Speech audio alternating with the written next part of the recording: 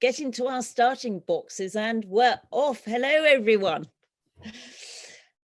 Charles Blackmore is not your conventional explorer. He is a man of many more and varied parts. Charles has been an officer in the British Army for 14 years, during which time, despite serving in many different countries, he also contrived to lead several expeditions at the same time, including the retreat to Corona, not his personal retreat, you understand, but the British Army from the French, and a Middle Eastern expedition where he retraced Lawrence of Arabia's footsteps, or those of his camels. Charles is also a successful businessman whose interests have ranged from running a gold exploration company to investment banking, along with business intelligence and corporate security in some rather lively places such as Iraq, Iran, and post-earthquake Haiti, I see. Currently, I believe you're working in the Ukraine on a project. He's a noted author and a family man who manages to squeeze in some mountaineering. I can't imagine how he finds much spare time to do that in. The Matterhorn is just one conquest to mention. And along with all of this and what we have in our sights for today is Charles's much more respected role as an explorer of high repute. For Charles is perhaps best known for leading the first ever crossing of the fearsome Taklamakan Desert in Western China. Just how great a feat this is reflected in the name Taklamakan, which translates as the desert you go into. I'm sure he can finish the rest of that. And don't do not come out. That's the one. Well, you did, Charles, and there's a whole museum dedicated to the expedition near the desert just to prove it.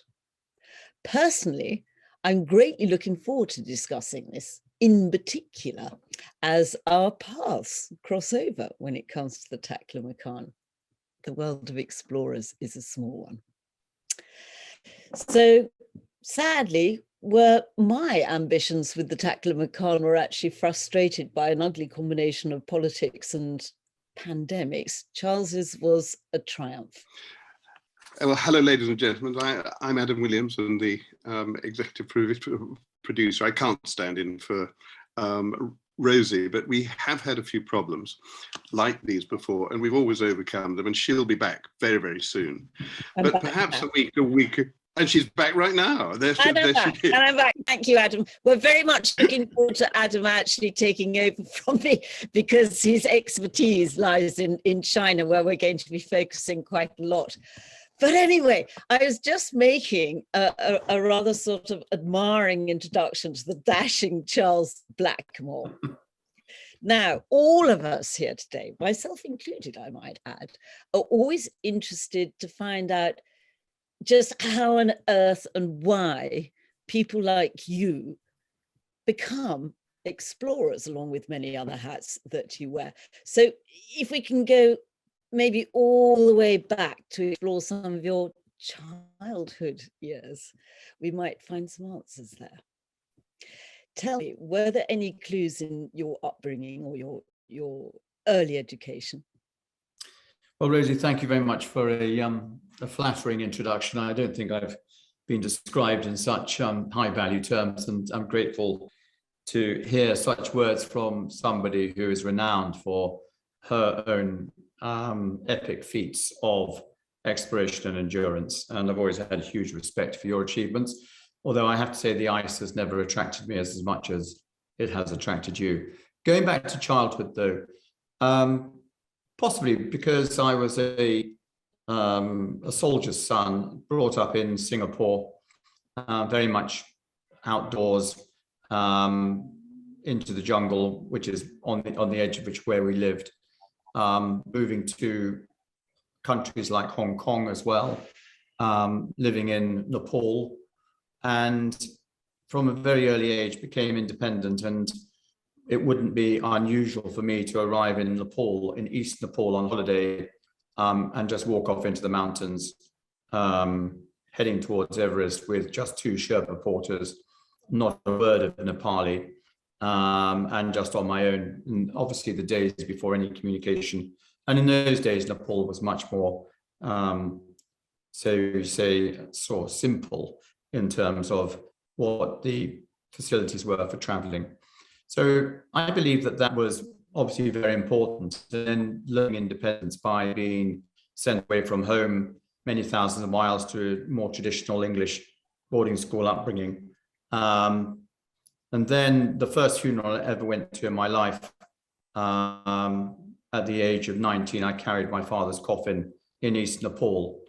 And I believe in that moment of laying my father to rest in the foothills of the Himalayas, because he was a serving Gurkha officer. I think that triggered something unconscious in me that wanted to challenge life, that wanted to do something that was more out of the ordinary. So when I found that my job in the army was becoming a bit routine, I would then look at a map and try and find somewhere in the world to go to. And this is how these expeditions came about.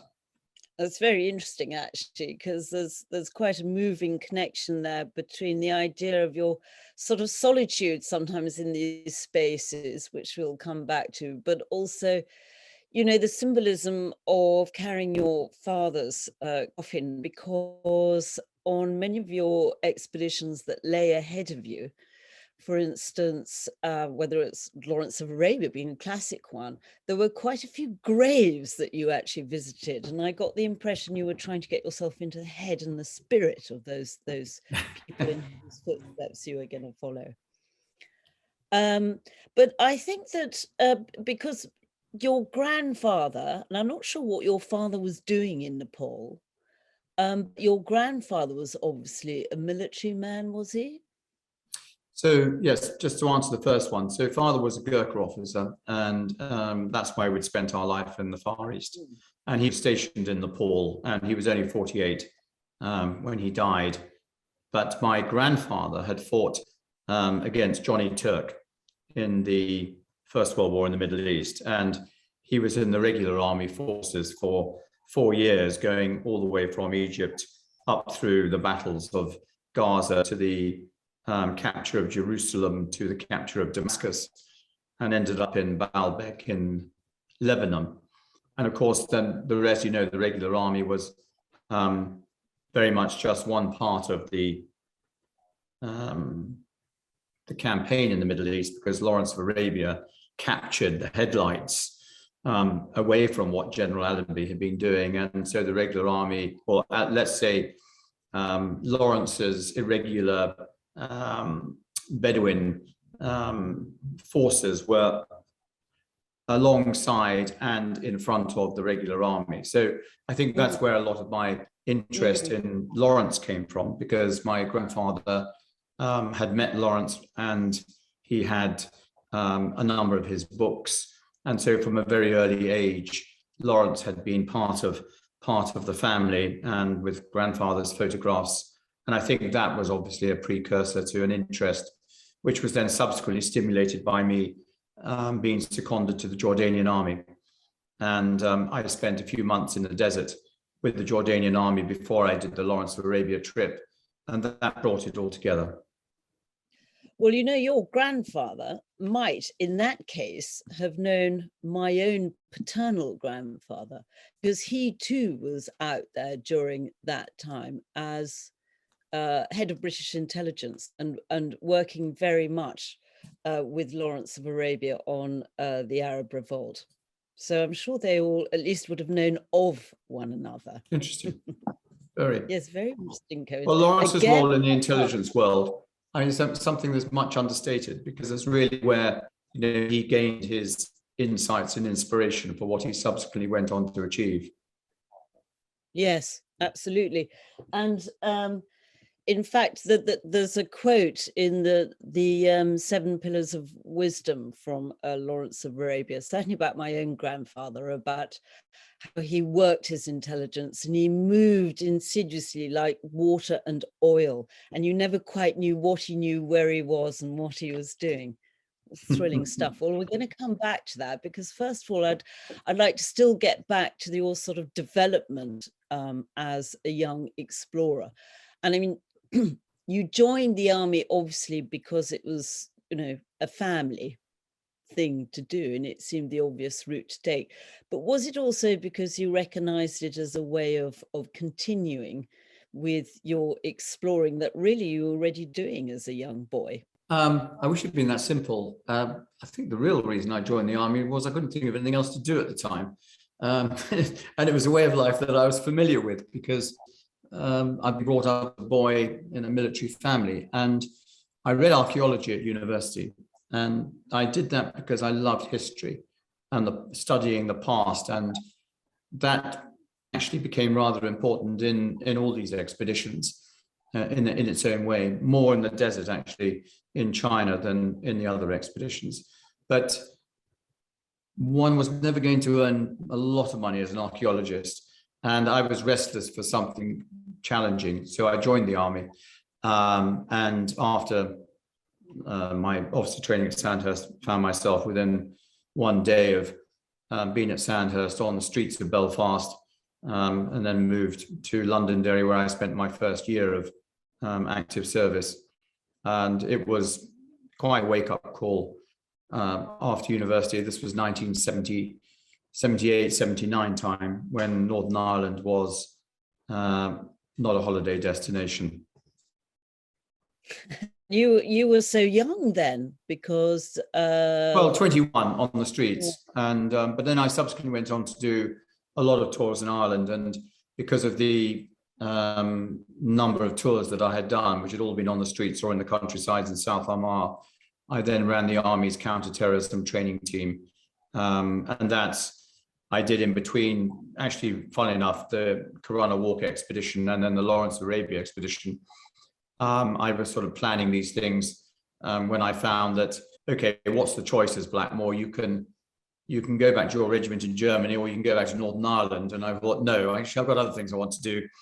And the Army has always been, I believe still is, a great supporter of people who want to develop their individuality. And as long as you bring the soldiers in as well, and that's the most important thing, is to bring them in, to give them opportunities which they wouldn't otherwise have. And so when we did run a walk, for example, I brought in, the team was of 8 riflemen and 2 officers. So you gave people an opportunity which they wouldn't get. And that's what was so fun as well. And you wouldn't have wanted to have done it without them. And obviously the Army also provided a source of support financially. Not much. I mean, we got a little bit, but we had to raise our funds ourselves. And that was the first commercial lesson for me, to be honest, Rosie. And you know how hard it is convincing people to part with money. And then you learn the trick that most people will be prepared to give you goods or goods in kind. And so, and when we did Lawrence Arabia, don't laugh, but we were sponsored by Rothman cigarettes. We had more cigarettes than I knew not what to do with. We had cartons of them, which we gave to all the Bedouins. You smoked, or did you smoke? No, we didn't smoke them. It was like, it's like lighting a village bonfire when you smoke a Rothmans. But we gave them all to the Bedouin, and we traded them for rather goodies. It became rather useful. Yes, absolutely. Paid your way with the cameleers, I should think. Yeah. So it was this nourishment of interest in archaeology and also history that inspired the retreat from, do I pronounce it correctly, by the way? Is it Corunna? I think that's what you drink, so it's Corunna. Or Corunna, beg your pardon. And correct me if I'm wrong, not being a historian like you, but given that it's arguably one of Britain's more humiliating moments in our history, particularly in that particular period. Why did you choose to reenact that, and perhaps actually share a bit of the history of the retreat with some of the listeners? Well, it wasn't a bad period of our history. What we had gone, the British Army in in the early 1800s had gone to Portugal and Spain to remove the French. As you know, Napoleon had put his brother on the throne. All of that. Yeah. And in the winter of 1808, Sir John Moore and his British forces found themselves in the cold and the snow just north of Madrid, surrounded by superior French forces. And so General Sir John Moore decided that if they stayed, they would be probably totally surrounded, besieged, and would be defeated. So the only thing they decided to do, the best thing to do, was to retreat, I suppose, or it was a strategic withdrawal. So they then set off to go north to the ports of La Coruña and also to Vigo. And the army, and the role of the regiment that I was in was to be the rear guard of the army. So we were the jackets of green, Los Royales Jaquetas Verdes, as the Spanish called us. And we were the first in and the last out, so to speak. We were skirmishers ahead of the army. We were the first troops to be wearing green jackets, we were called the green jackets, and we were the rear guard. And so the army set off on Christmas Eve of 1808. The army set off on this 500-odd mile withdrawal. And what interested me in the history of it was that when I was in between tours in Ireland, I was thinking about doing something a bit different. And I thought, well, I could reenact some regimental history. And we did it on the 175th anniversary of the event. We dressed in the uniforms of 1808, and the Spanish took us into their hearts. They saw this as a tremendous commemoration because ultimately the British Army was saved. So therefore it was a bit like a Dunkirk. And it really was the first Dunkirk. The army was evacuated by the Navy. Was it actually saved? Because didn't it happen that by the time they reached where they were supposed to rendezvous with the boats to whistle them out, that then the French closed in and attacked them? Yeah, but we held them off, and the army was evacuated. It was a first Dunkirk, and the army was evacuated and came back to Portugal the following year. And then the rest of the stories you all know about, how actually the French were pushed out of Spain over the Pyrenees, and we pursued them all the way through until we recaptured Paris. So in that sense, it was a very historic, commemorative expedition. And the highlights are that we had to go to we went to the same speed and the same routine as they did. So, and we did the same route through the mountains, which was quite tough at times. So if they actually marched for 3 days, then we marched for 3 days without sleep as well. And if they stopped to fight a battle, then that was our rest period.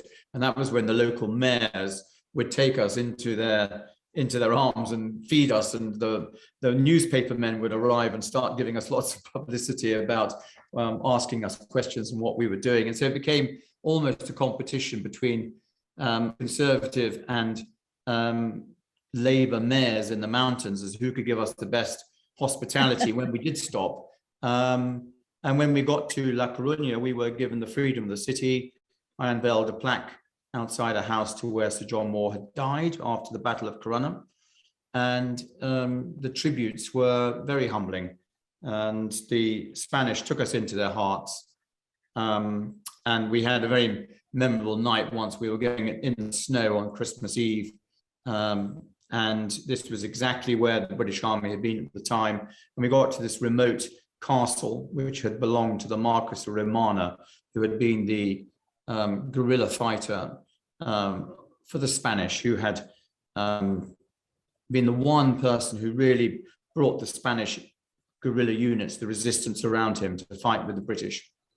And as we went past the castle, in fact, we must have been spotted, and came out and took us into their castle and looked after us by the log fire, which was beautiful, and asked us what we were doing. And I said we were doing an exact retreat, an exact recreation of the retreat. And the Marquis of Romana's great-great-great-granddaughter was living in the castle now, so it was still in the family. And she said, yeah, but 175 years ago, the British Army burnt our castle down. And I said, well, we won't be doing that tonight. And so we enjoyed the hospitality and carried on going. And One particular question on the detail there, when you talked about going over the mountain range, and it must have been very cold, and you were wearing the original kit. I mean, as a modern soldier, trying to put yourself into literally the marching boots of a soldier of that time, what took you by the most surprise? Was it the discomfort, or was it actually the efficacy of the old materials and the... Well, you appreciate how tough people were in those days, naturally. And the equipment was not what we would expect you could survive in today.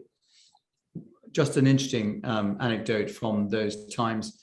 The night before the retreat in 1808, the soldiers, who were by then battle hardened and had been in the peninsula for probably a couple of years in some cases, were urged to throw away their boots and exchange them for new ones, which the quartermaster was going to give them.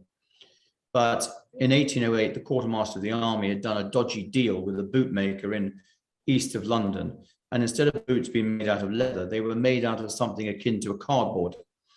And one of the stories of the retreat is that the soldiers set off, and in the snow, their boots fell apart, which is why in many of the paintings and the descriptions of the retreat, you find that a lot of the riflemen of my regiment were walking barefoot.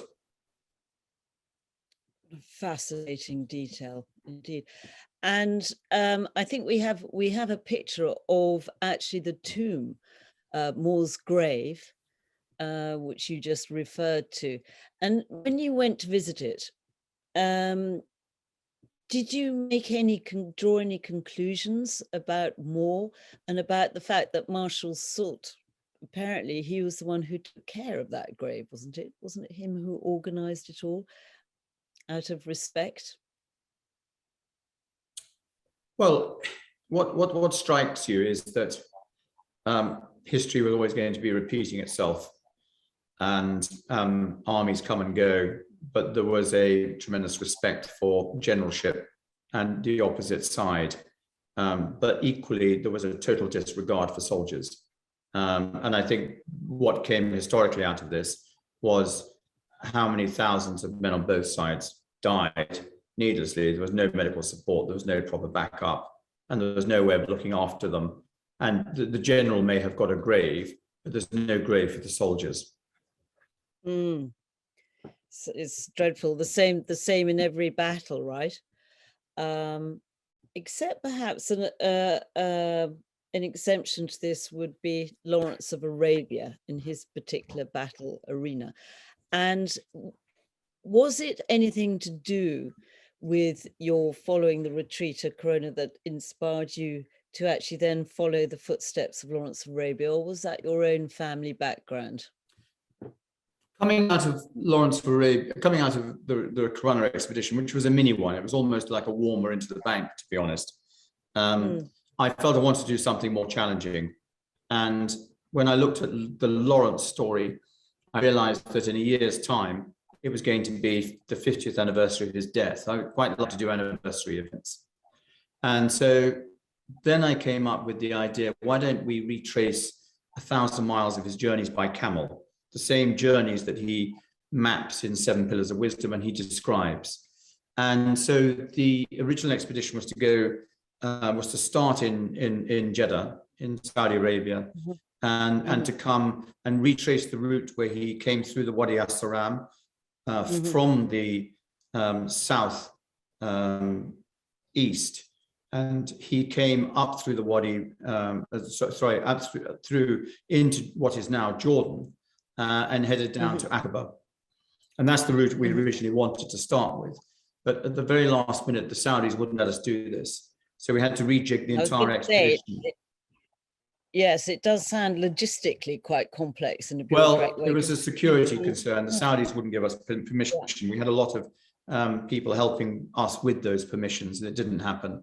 But literally in the last month, it was necessary to replan the entire expedition so that we did the whole journey in Jordan. So what was originally a 1,500 mile expedition became about 750 miles by camel. So we started off in the south in Jordan. We did clip into Saudi Arabia, and then we looped all the way up into Syria and came all the way down the west coast, or the west part of the Jordanian country, and back into Aqaba and to Wadi Rum. And we did the whole journey with our camels and with the Bedouin. And so that became the route. And we, in that time, covered a number of routes that Lawrence had taken, and some quite crucial ones historically that he writes about. Right, because also, I mean, trying to get into his head, but also as a Bedouin, the way you dressed in Ben, I don't know if you got that visual there of Charles with the camel alone, and you're wearing the traditional robes as well. Yes, we lived as Bedou. We went apart from, and here's my twist about the grandfather having fought with Lawrence against the Turks. Apart from grandfather's jacket, but otherwise we wore the thobe and the keffiyeh, and we lived with the Bedouin as Bedouin. This photograph was taken having been in the desert for quite a few weeks, and we had just ascended the Wadi Hassan, which is like a Grand Canyon. It's a mini Grand Canyon, really, that divided the country and was perpendicular to the route that we were taking, and taking camels down that steep slope all the way down to the bottom and then up the other side. This is having successfully come out of the Wadi Hassan. We're now probably about a week's journey away from Petra and to the Wadi Rum. Did you, having had a little bit of experience myself in cameleering, how did you know how to look after the camels and to drive them up and down these, looks like very steep ascents? Well, most of the desert is a flat desert, and the great general of that part of the world, Glubb Pasha, General Sir John Glubb, who people will know about if they understand the history of Transjordania and Jordan. He always called it the Asasuan, which in Arabic is the Flint Desert, because that a lot of Jordan is quite flat. There are the Jebel Mountains, which we went over in our first few weeks, but this was a unique feature. Handling camels, Rosie, was something we picked up on the way. We lived with the Bedouin in the Hawaitat tribe in Wadi Rum. We had the camels. We started to work with the camels, and then as we were traveling with them, we got to learn more about them. There were 4 of us, 2 riflemen from my regiment, and another chap who I've been in Qurana Walk with, James Bowden, who subsequently went on to join the Foreign Office and became ambassador in 2 or 3 countries in the Middle East.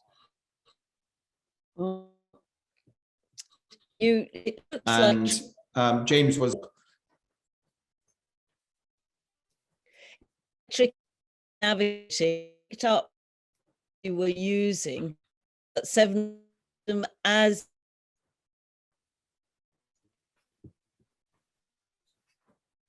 I think whilst you sort out the comms there, Rosie, I think you're probably trying to ask, was I using 7 pillars of wisdom? We went using the map from 7 pillars of wisdom. There were 2 particular routes which we were very keen to cover, which Lawrence talks about having done one of them almost in 2 days. It took us about 6 days, and we drew our own conclusions out of this. What we realized is that first of all, camels today are more as trophies and more as husbandry and as a sign of wealth. They're not the fit camels that Lawrence would have had at the time when he was in the desert. And secondly, Lawrence was very descriptive in the 7 pillars of wisdom, and we went to a number of the battlefields that he describes. And having been with Bedou, having retraced some of his journeys, having been in the castle at Azraq, where he was in the Christmas of 1917 before the capture of Damascus, and when allegedly he returned to having gone through his dreadful incident with the when he was captured by the Turks, you realize that 7 Pillars of Wisdom is a literary masterpiece, but it is not an historically accurate. And I think that's the way that was our conclusion from having been so close to Lawrence in this particular expedition. And indeed, with that particular experience, it affected his reputation afterwards. He historically became rather controversial, didn't he? In that people say, and I don't believe this, but that he was a sadistic homosexual for whom the Arab uprising against it was just an excuse for questionable procurement, even a fraud for stealing the thunder of what other people achieved. But other people said he was a very military-wise, important man who was very skilled, whether it was as a mechanic or a tactician. Even George Bernard Shaw said he was a great writer, and tellingly, I thought Mrs. George Bernard Shaw said he was so kind it was almost to the point of being saintly. As you also ended up visiting his grave, and I think, Ben, we have a picture of the effigy of him. What conclusion did you draw? There we go. I think that's not his grave. That's at Wareham Church in Dorset. That's at Wareham, which is Church. Very beautiful. Yeah. His grave's at Morstan, and there was always the allegedly every year on the anniversary of his death, these white roses appeared on the grave, and nobody knew where they came from. The enigma of Lawrence will last, although I think with the passing generations, obviously the story recedes. There are many faces to Lawrence, and when he died at the age of 46 on his motorbike as a result of a motorbike accident, I think many people at the time couldn't accept that such a legendary and well-known figure could die in this way, and therefore the conspiracy theories about his death abounded, that there were agents from the Middle East who might have bumped him off, or that he had the plans of the defense of Britain in his mind, or some of Hitler's assassins might have bumped him off. But I think those are all just stories. Even more controversially, the theory that the British government bumped him off for fear of any nightmarish real ambitions. Yeah, but I think at the end of the day, he had a plane forward motorbike accident, and he died of a hemorrhage in the brain. And yet the enigma lived on for many, many years. And the story of Lawrence really was made by Bertram Thomas, Lowell Thomas, the American movie maker, who in desperate search for something glamorous out of the First World War found no stories in the blood and the mud of Flanders. And yet there was this 5'8", blonde-haired, blue-eyed, 28-year-old Oxford graduate who was leading irregular Bedouins on camelback doing deeds of daring do. And it became the stuff of legends. And that was eclipsed by Lawrence beating General Allenby's regular army to take the capture of Damascus, to capture Damascus, actually, to take the surrender of the Turks in Damascus. And the tragedy that came out of the whole story, I believe, is that we had made so many promises to the Arabs about a unification of Arabia. And Lawrence did believe in this, but he didn't know what was happening behind the scenes with the Sykes-Picot Agreement and the other deals that we were doing to carve up the Middle East at the end of the war, which is why he really went into obscurity and went into the ranks of the Royal Tank Regiment and into the Royal Air Force, changed his name twice to Ross and to Shaw, and he backed away from the limelight. And yet the enduring image of him is what we have here in Wareham Church, which is justified. Yes, and in the aftermath, my grandfather would have agreed with what you said there, but also in the aftermath, it transpired that he suffered from what we now call imposter syndrome. he thought he was just a frail, arguably incompetent man. And yet his legend lives on, and we have here a quick little promo for you. Everybody, this is the book. You got the book. That Giles has written. Yes, yeah. I don't know if you can all see that. But given that most books on Lawrence of Arabia are tomes, this is a good way to start. Well, thank you for the book. Thank you for the quick advert.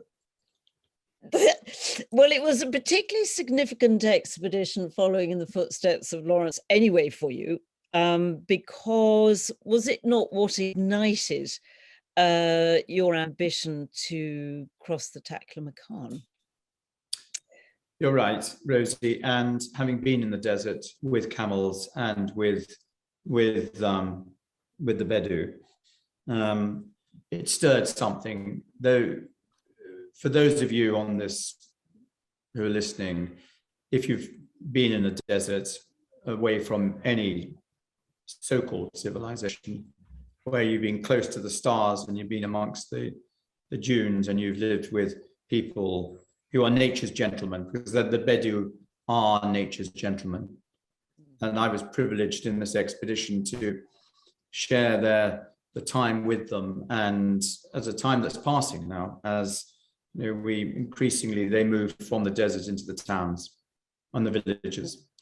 And so I was sent off. There's a great beauty, isn't there, in as you described? I mean, where some people see huge desert scapes as a big empty blank canvas, you get your eye in as to how you read it, how you see it, how you hear it, because there's an immense sound to a desert too, isn't there?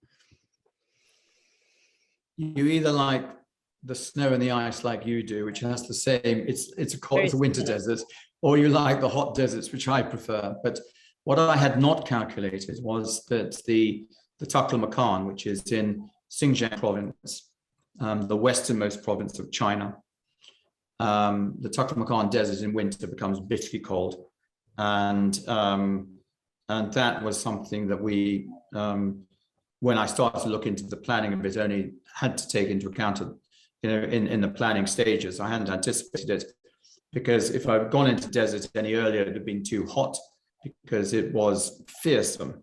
And so really it was this very small window between September and December, at the end of the heat and the beginning of the cold, before it becomes too extreme. And this desert caught my attention because I carried on with my army career, and I don't know how, but I somehow managed to qualify for the Army Staff College, which is where they send officers who are going to be promoted to senior levels. And I went to the Staff College, and I got a bit bored, actually, to be honest, at Staff College. And I used to skip lessons and go to the library. And I started to research on a map of the world where another expedition could go. And I looked at the green of the jungles, the blues of the rivers, the whites of the polar regions, the browns of the mountains, and the yellows of the deserts.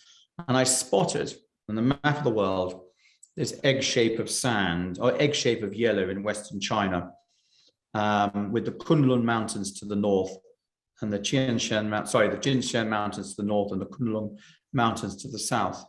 And it's about 1,000 miles from east to west, and it's shaped like an egg, and about 500 miles north to south. And there was nothing in it at all, except across the middle was written the words Taklamakan.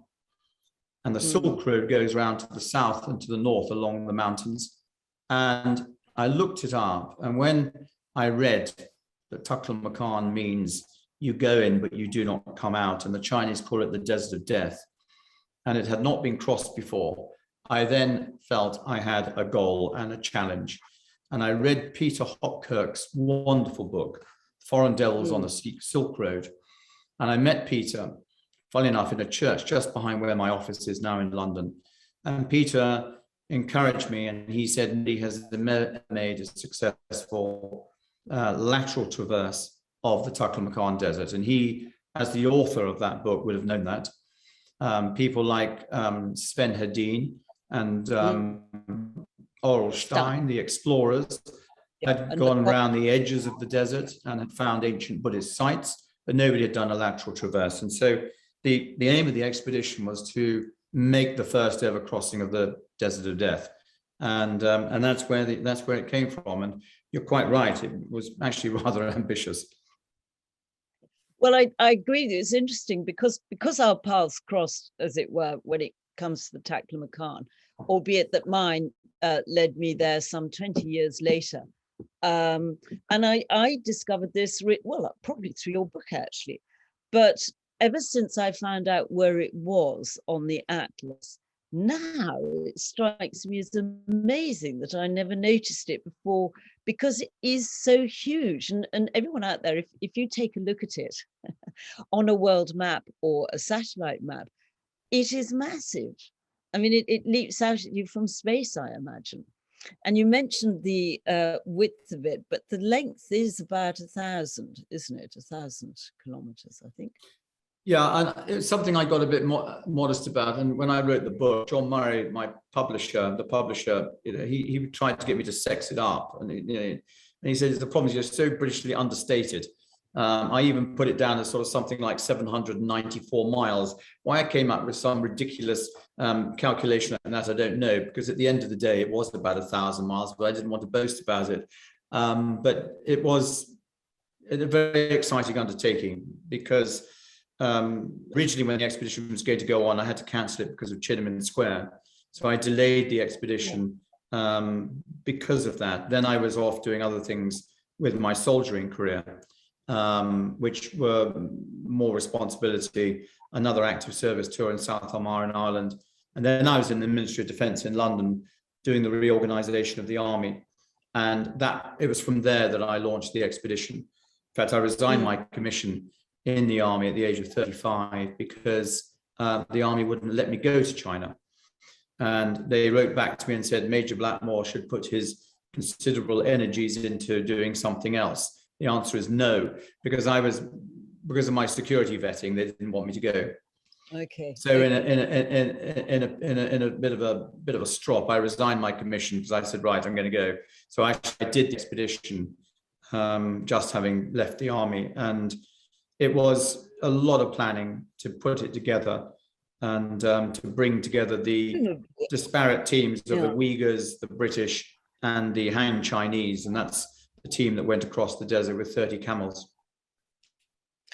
Well, presumably, as it transpired, handing in your notice with the military did actually help, because I'd have thought that particularly after Tiananmen Square, but also after people like Stein and Hedin had actually really rather sort of banditized the desert, and they discovered all those wonderful Buddhist treasures, but took them out of the desert and took them away. So the Chinese, didn't they issue a ban on further expeditions and exploration of the desert? It took us, I flew to Urumqi, the capital of Xinjiang province, with a translator, Mark Kitto, who subsequently, he was then a captain in the Welsh Guard. So, and I was then serving as well, but we didn't tell the army we'd gone to China. We just popped in. And we spent 3 days negotiating permission to walk across, to cross the desert. The Chinese wanted a huge fee for this. We were very lucky. We got the timing just right. China was opening up. But cutting the long story short, we had a team on the Southern Silk Road in 2 Steyr-Putsch Daimler 6-wheel drive vehicles, which we were trialing for the army and doing secret trials for them in the desert. We were also secretly trialing Rakel's high frequency radio, which we concealed in the fuel tank of one of the vehicles. So they were the backup team on the Southern Silk Road, and that was led by an army officer as well. So in fact, the British Army did populate the Taklamakan Desert quite a lot in that period when we were there and got away with it. And we were very lucky, though. We were just fortunate with our timing. And in fact, the actual crossing itself, when you talked about the distance, is much further because of the height of the dunes as well. I mean, they're huge, aren't they? We encountered 1,000-foot high dunes for the first 200 or 300 miles. We went from west to east rather luckily, because I'm right-handed, I would draw a line from left to right, which was fortunate, because what we didn't know at the time, because this was genuine exploration, was that there is a ridge of rock under the sand, deeply buried under the sand dunes for about the first 500 miles, where the water from the Kunlun Mountains to the south flows under the sands, bounces off this geological feature. And that was why we were able to dig for water to a depth sometimes of 3 or 4 meters. We dug for water for the camels. We didn't know when we went on the expedition, except from my research on Stein and Hedin's journeys in the early 1900s, that and it was that clue that if you dug between the lee and the windward side of the dune, if you saw the white salt crust on the surface of the sand, you would be able to hopefully find water, which was saline, brackish water, but it was good enough for the camels. So this geological feature, which we didn't know about, was actually what made the expedition a success, because we then got through the hottest part of the desert until we get to the second 500 miles, where there was very few places to dig for water because there was no geological feature under the sand of the desert. So the meltwaters of the glaciers from the Kunlun Mountains to the south just flow under the desert sands and dissipate. And other expeditions who had tried going the other way from right to left, from east to west, had failed within the first few weeks because there is no water and nothing lives in the desert and there's no habitation. And so for the first 300 or 400 miles, we had these 1,000-foot high sand mountains, and we had to go over them. And when we hit the first ones, we only had this satellite imagery from American intelligence, which I'd got from the Army's stores, and it was unclear how many we had to go over. In fact, we went over 24 of them, 1,000 feet high, with a mile in between them, and they were all perpendicular to our axis. So we had no choice but to roller coaster over these massive sand mountains at a time when it was about 120 degrees Fahrenheit, and 4 of us got amoebic dysentery. And so it was a fairly hard start to the journey. Huge amount of pressure on you as the leader, and a rather lonely. There's a picture of you sitting alone or standing alone atop a dune. Ben, I think we have it there. And I was thinking of that sort of pressure, the navigating, the keeping the morale up when people are ill. There we go. But also the need to find water and digging, and then there were some occasions, weren't there, when you dug and you didn't find water, and you're responsible for all the. Yeah, this is. Sorry, I beg your pardon. Because you were responsible for a total of how many souls, let alone the camels? We were 14 of us in the crossing party and 30 camels. So we were 4 Westerners, and then there were 6 Uyghurs, the local lovely people from Xinjiang province, and then 4 Han Chinese. But this photograph you're seeing here, actually it's not me, there's another photograph. This is Essa Polter, who is our Uyghur head camel handler. And this is him the night that he told me that tomorrow the camels were going to die, and that we would die about 2 days later, because we were in this massive sand mountains, as you can see. There was sand to the horizon and beyond. Once we were in this desert, nobody was going to get us out. The nearest to us was 250 miles to our south, was our support team, totally out of touch. And what had happened, we hadn't found any water for the camels for about 6 days. And we were told that by Essa Polter that there wouldn't be any more water. So that night, this photograph was taken by me from where we had stopped, literally on the top of a dune to camp. And he climbed to the top of the highest sand dune because he said he wanted to see the land of his forefathers before he died, because he firmly believed that tomorrow, if we didn't find water for the camels, then they would die, and after that we would die. And it got that serious. Well, that didn't. Obviously, we did find the water. We were very lucky. 2 days later, not the next day, but 2 days later, we did find somewhere to dig for water, and that changed our fortunes. And the Bactrian camels that you took as well, they take quite a lot of camel keeping, don't they? Let alone with the amount of water that they need, because people do tend to think that camels can go for weeks without food or water, but it's absolutely not the case. No, we had camels who became really ill. One of our camels, a she camel, gave birth to a foal that was stillborn.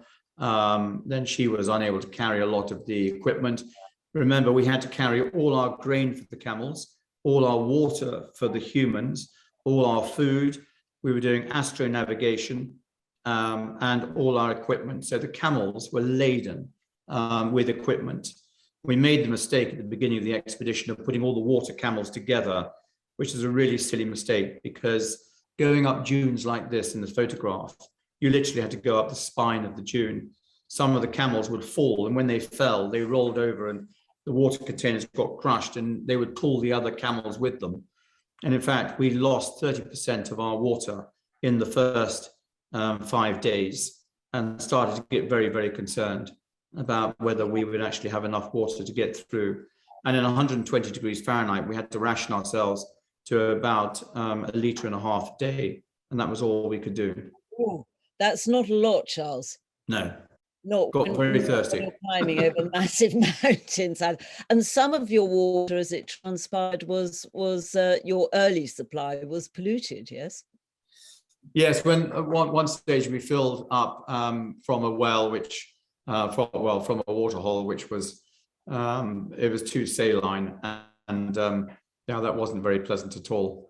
But we had lots of experiences, and yet in it all was this incredible feeling, Rosie, which you'll understand, of walking somewhere where nobody's walked before, of exploring, genuinely exploration.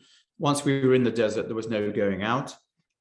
If we had made a deal at the beginning that any of us died, if we were within 4 days of meeting the support team, which we only did 2 times along the traverse, they came up from the south and managed to find their way into the desert.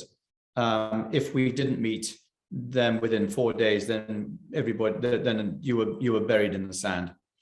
And it was liberating because we didn't see an aircraft go overhead. I didn't see a satellite go overhead, which I find extraordinary, because the Chinese nuclear test site is in the desert to the east, in the Blackmore desert. And we were just at one with the sand and the people that we were traveling with our camels.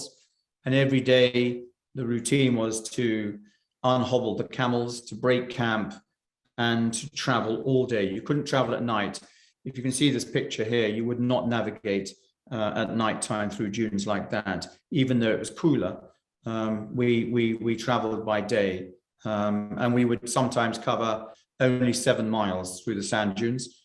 Other days we covered up to 30 miles when it got flatter, further to the east in the middle part of the desert. There was quite a good area for a couple of 100 miles, which was quite flat, and we got a good speed on them. But we didn't know we were going to be out by Christmas. We didn't know when we were going to come out of the desert. So the whole thing was a classic expedition of just making it up as you go along, making the best of every day. Genuinely, it was real exploration because we didn't know what was there in front of us.